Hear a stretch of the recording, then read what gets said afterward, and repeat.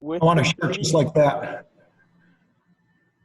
with Yeah. the 3D printed arm, did you go through and use servo motors and then code it with Arduino? Is that how the 3D printed arm worked? Yeah, so we used, for this year, we used a micro servo motor. It's very low powered, but also operates on a low voltage. So you could wire that directly to the Arduino, and that's powerful enough to power it. What I'm planning on doing next year with just that model up, it uses a bigger servo motor, just so you could pick up, like I was using, we ended up picking up like a business card because that's how much of a weight it could pick up. With the bigger servo, the code would be exactly the same, but the kids would then have to wire the power to the servos with an external battery, like a 9-volt battery. So a minor change.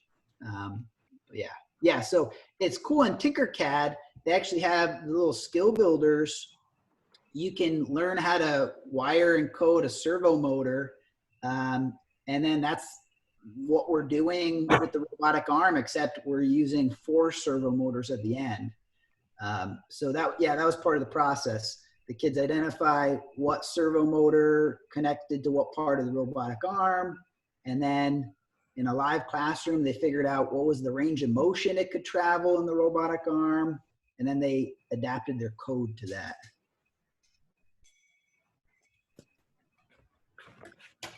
Awesome, thank you. Yep.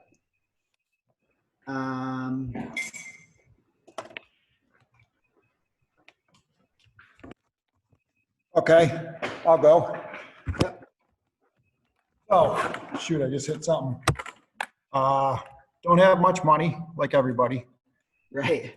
I had a couple of Vex robots, so I used those. I had 9 of them. I had to spread them across, I don't know, 70 students.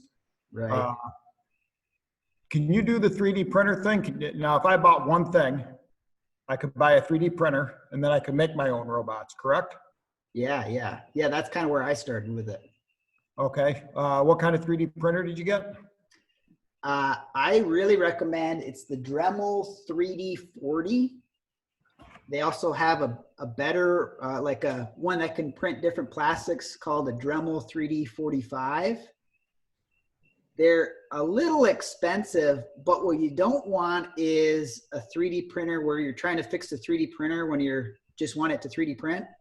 And I found this one is the one I could find is the lowest price point that just doesn't break. So I printed all my kids' 3D printed robotic arms, and we did a ton of projects, and it just keeps going. So I recommend that one. So it's a 3D or a 3D40 or a 3D45, is that what you said? Yeah. How much is it? About $900. Okay. Yeah. The 3D45 is like, I think it's double that. But it's, and then, you know, you can, I find this is a good point to swing to your districts. If you have an example of, say, hey, how can we still do this? How can we still have a tech class and keep it hands-on even at a distance? Let's incorporate this one piece of equipment. I think that helps a lot. Where do you source your servo motors and Arduinos from? Is it straight from Arduino? No, I went through a company called, I don't know how to say it, Adafruit, A-D-A, yeah, if you heard of it, yep. And they'll take a school PO, so that was huge. I also got, if you're gonna buy the Arduinos, they make like their own version of it that's a little cheaper, and last year they ran about $8 a piece. So what I had the kids do is, you know, they make this cool robotic arm. I said, you know, if you want to keep it, you want to keep your Arduino and your code and everything's working, you do like bring $10 in, and that covers all the material. And then we did like a switch with that, so that I could just buy a replacement Arduino for their take. And then you get those some kids that are like, oh, I really want it, but I don't have any money. Well, you know, whatever. It's $10. I give the kid the thing. Just do like a little side deal. Cut my grass for a month. Yeah, yeah, exactly. So our Eduardo, I'm sorry. Arduino, it's Italian, it's hard. They make a package of robot parts or motors or whatever that's about $10. No, so the Arduino itself is about $8. I bought a bulk pack of those micro servo motors from Adafruit. And when I bought them in bulk, they were like cents a piece, less than $1. How do you spell it? Adafruit? Yeah, Adafruit.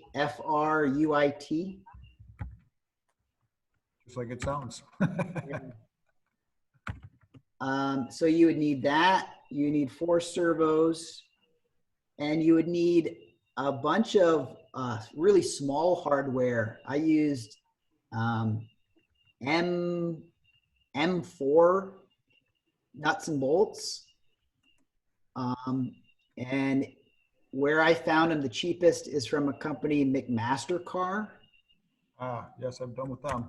Yeah, and their shipping is crazy, but if you're buying like super small bolts, it wasn't bad. And then again, I would just buy a huge bulk container of that. And then the directions that are linked on my website that company provided, or the guy that provided that made the design, he goes over the whole bill of materials in the front of it too. So that was fantastic. You don't have to use everything. Like he used brass rods and stuff for supports. You could just use the nuts and bolts and it works. So what's your website? if you just do sorgule.com, Sorgule. Okay, sorgule.com. Okay. And then I just have links up there for all the different classes. Leaf, I have some questions. Yep. I just want you to know I work for a private school and really zero to limit budget. So I'm looking for some free software. I do use Arduino with TinkerCAD online with distance learning. I do have Arduino breadboards in my lab when we're in school. I know you mentioned EasyBot. And I wanted to know that I also have a 3D printer in my lab that is like an old, obsolete, big, huge thing that I'm trying to figure out how to incorporate into my program.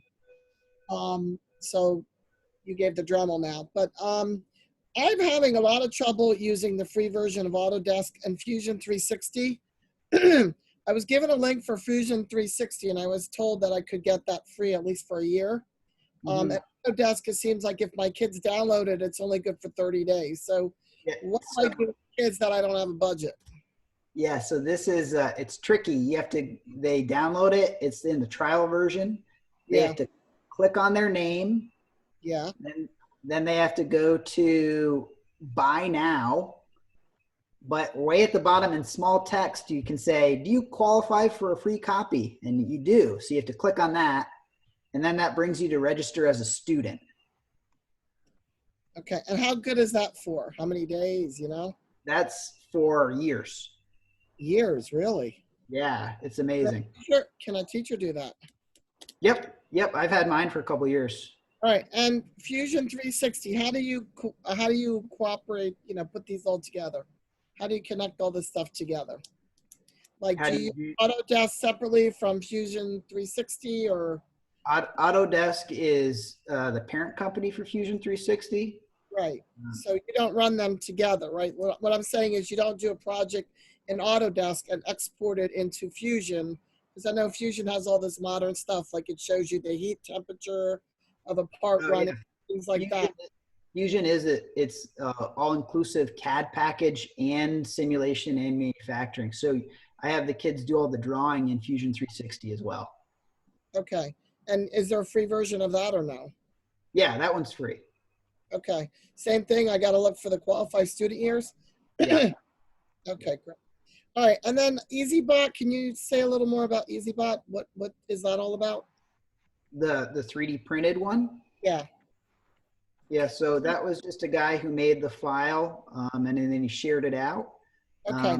But is there software I can use that's just web-based or online-based? No. That one is, you'd have to code it from scratch. There's no like canned software. So if you go to my robotics page, I have a bunch of PDFs that kind of lead them down that track. Okay, great. Yeah, but I also, now that I discovered TinkerCAD circuits, that's awesome. I love it. Yeah. Yeah, that's great. Yeah. Now, do you, other than the servo motors, what else do you use that's Vex Robotics? Do you use stuff from the old, like the old motors from when Vex was Cortex? I've never used Vex, no. You never use any product from them? Okay. Okay. I didn't know if you put it on with the Arduinos at all. Real quick, are you using general Arduino parts or are they a part of a kit? Nope, just general parts I pieced together. But the beauty of that is you just save them and then you just build your collection over time. Absolutely. Thank you. Okay, we had 30 seconds left. Does anyone else have any questions, guys? Thank you. Thank you. All right, thanks. Yes, thank you very much. Thank you.